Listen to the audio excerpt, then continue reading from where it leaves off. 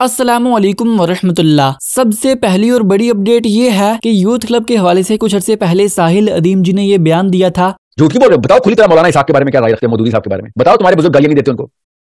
बगैर अहले हदीस के किसी बरेलवी स्कॉलर को स्कॉलर क्यों नहीं मानते हो? जो बंदी को स्कॉलर क्यों नहीं मानते हो? मौदूदी सिर्फ इसलिए नहीं मानते अहले हदीस नहीं है। सॉरी, ऐसे तो ना कहना। और साहिल अदीम जी के इस बयान पर यूथ क्लब के एक मेंबर वजीहुद्दीन साहब का इस पर रिस्पॉन्स भी आया था। क्योंकि मैं टू बी ऑनेस्ट ब्रदर साहिल को ऐसा सच सुनता नहीं हूँ और ना मेरी ऐसी कुछ मुलाकात हुई है, लेकिन उनकी कुछ चीज़ें जो हमारे डायरेक्ट सोर्सेज से हुई हैं तो उन्होंने कुछ इल्मी एतराज़ात हैं और प्रॉब्लमेटिक इतनी हो गई। और मैं ये बात वजाहत करता हुआ भी चलूँ कि जो लोग हमें सुन रहे होंगे कि उनका वाईसी के साथ कोई ताल्लुक नहीं है और वाईसी ने उनको शायद एक आधा बुलाया, मोहम्मद अली ने अपने पॉडकास्ट बुलाया और माशाल्लाह से ब्रदर साहिल की सलाहियत बहुत अच्छी है, उनके काम बहुत अच्छा है। अभी रिसेंटली अनफॉर्चुनेटली वो अपने ट्रैक से हट गए और रिएक्टिव हो गए और उस रिएक्टिव होने की वजह से उन्होंने कुछ ऐसी डोमेन्स में अपना कदम रख दिया है जो उनकी फील्ड नहीं है।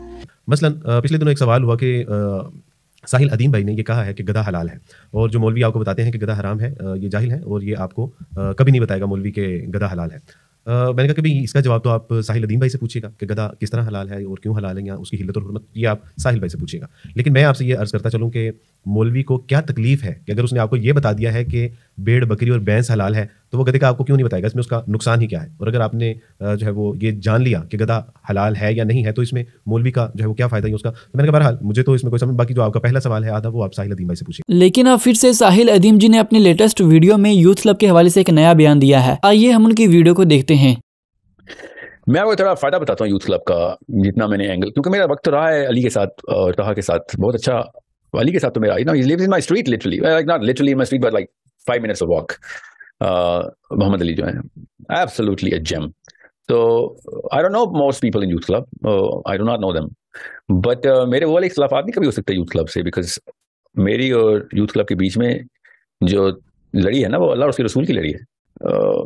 मैंने भी वो वीडियो देखी है जिसमें वो मेरी वीडियो जिसमें मैंने जवाब दिए हैं फॉर सम रीजन, वो उन लोगों को नहीं है, वो जो है ना आई कीप अब्दुल वारिस या Waris that Muslim brother who just converted to Islam and somehow he was saying के साहिल भाई जो है ना ये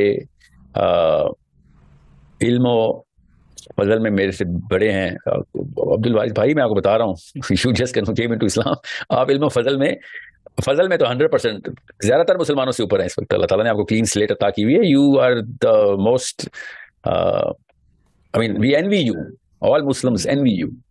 okay, so I am keep on going to debate ही मैं छोड़ने वाला, ना ही आपने छोड़नी है। इख्तिलाफ ही तो करने आए हैं हम ताकि करेक्ट कर सकें एक दूसरे को।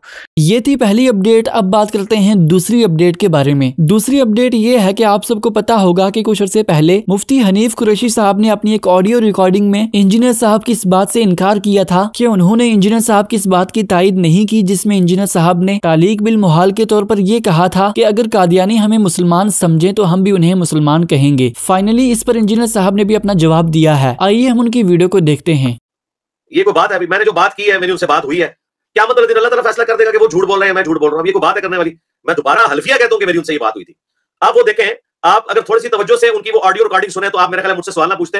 उन्होंने कहा कि मुझे अभी तक कोई बारीकियां उसकी याद नहीं है। चंद साल कबल इस हवाले से मेरी बिल्कुल उनसे बात हुई थी, लेकिन तालीक बिल मुहाल ये उन्होंने कहा और मैंने कहा ठीक है ये तालीक बिल मुहाल है, ऐसा कोई मामला नहीं हुआ। बाकी तफसीलात 2-3 साल पहले की बात है, वो मुझे उसकी तमाम जुज़ियात इस वक्त मेरे ज़हन में नहीं है। बाकी तफसीलात 2-3 साल पहले की बात है, वो मुझे उसकी तमाम जुज़ियात इस वक्त मेरे ज़हन में नहीं है। बाकी तफसीलात 2-3 साल पहले की बात है, वो मुझे उसकी तमाम जुज़ियात इस वक्त मेरे ज़हन में नहीं है। कई लोगों ने यहाँ के ये भी झूठ बोला, कई उलमा ने कि इंजीनियर साहब की कोई बात ही नहीं हुई कुरैशी से।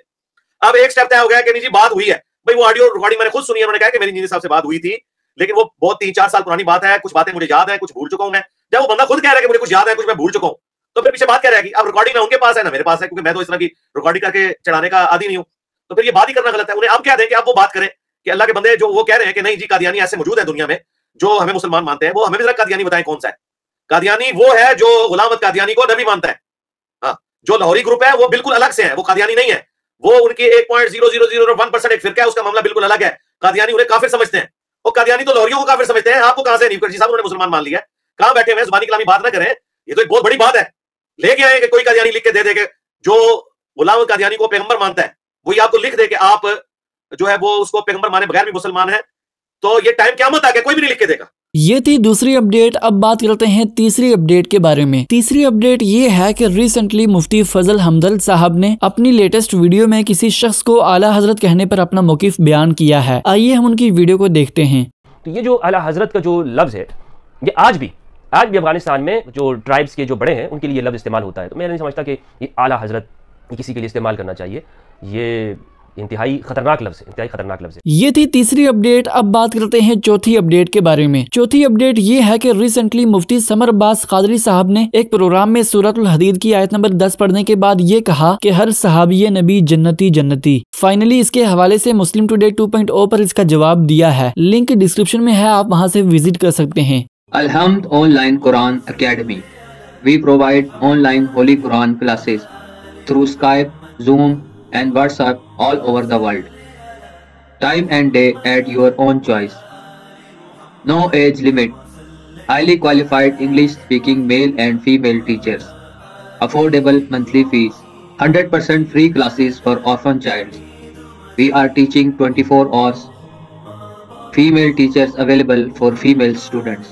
We are teaching basic qaida, memorization of Quran, Holy Quran with tajweed rules, Quran translation and tafsir, namaz and sunnat duas, basic Arabic and Arabic language course also available.